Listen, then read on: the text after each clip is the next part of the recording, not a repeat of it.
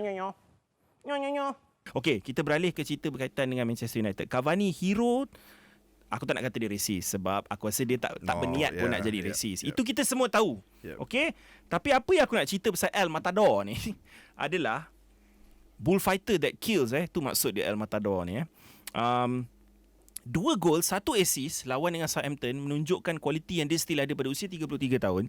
Tapi bila keluar isu macam ni, Gracias N tu, aku tak nak sebut lah penuh kan.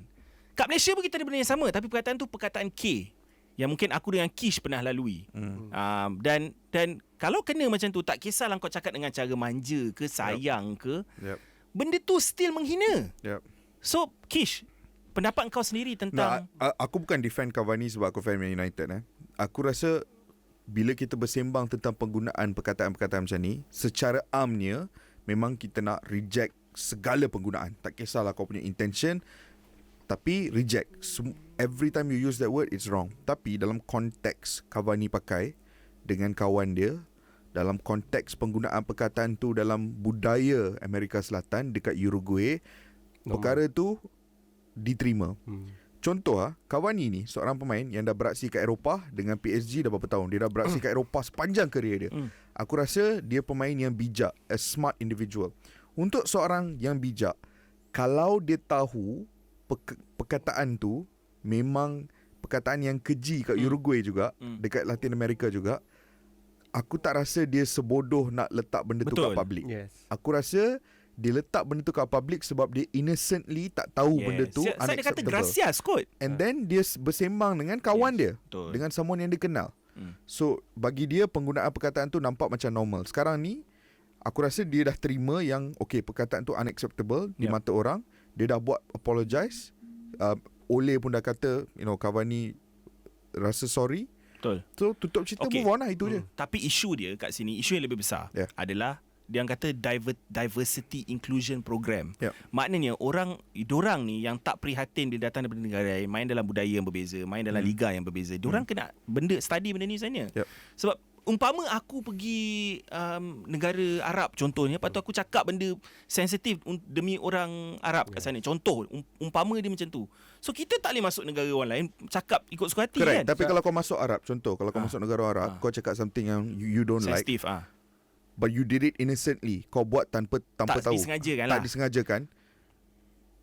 Untuk kau, you would prefer untuk orang point that out, cakap benda yang kau buat ni salah, apologize in public, tutup cerita, move on. Kau nak yang tu ke kau rasa negara tu ambil kau, tangkap kau, punish kau, jadi isu, kata kau racist, kata kau jahat, padahal kau buat secara tak sengaja. Betul. Right? Lainlah cerita kalau kau tahu benda tu jahat, betul, and then kau sebut directly to a person. Tapi cara tak sengaja tu ada dua cara. Kau boleh cakap.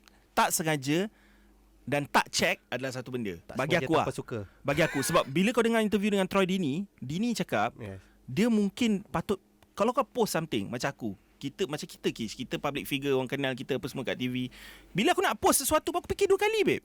Adakah ini menyinggung siapa-siapa, adakah ini mungkin, aku fikir I'm sure Cavani dengan berjuta-juta followers dia buat benda yang sama, babe. Sebab mungkin certain part post yang dia kat social media tu mungkin ada manager dia buat, ada certain part mungkin dia sendiri buat. And mungkin benda tu kadang-kadang kau selalu cakap dengan kawan-kawan kau macam tu. So bila kau post benda macam tu, mungkin benda tu menyinggung. Sebab korang nak argue dengan aku ni, aku dah Google maksud dalam Spanish dan juga Uruguay. Maksud apa yang dia cakap gracias N tu lah dalam bahasa Uruguay dia dikenali sebagai little black one, dia kata. Okay, dia dikata satu phrase yang affectionate, endearment di Amerika Selatan atau Amerika Latin, dan benda tu dikira sebagai normal. Okay, tapi aku punya argument kat sini adalah bila Suarez buat dulu, dia gaduh dengan Evra. No, it's a whole different thing. Okay. Itu aku, bagi aku faham. Bukan aku nak kata siapa salah. It's a different thing sebab Suarez guna perkataan tu terhadap Evra. Yes. And dia bukan cakap benda tu, contoh, diorang bukan tengah bersalaman sebagai member yang dia pergi cakap. Betul, gaduh kan. That word. He said it masa diorang tengah bergaduh. So, bila kau tengah bergaduh, dalam otak kau bukan nak cakap benda yang elok, menyayangkan orang ke apa, benda elok. You will say things that are abusive. Yes. So konteks penggunaan perkataan dalam situasi tersebut, kau boleh interpret benda tu as something that's racist lah. Mainan pengurus bola sepak terhangat sudah tiba. Rekrut bintang-bintang pemain bola terhebat bagi pasukan anda. Uji formasi dan taktik anda untuk mengalahkan pengurus lain. Bina pasukan impian anda hari ini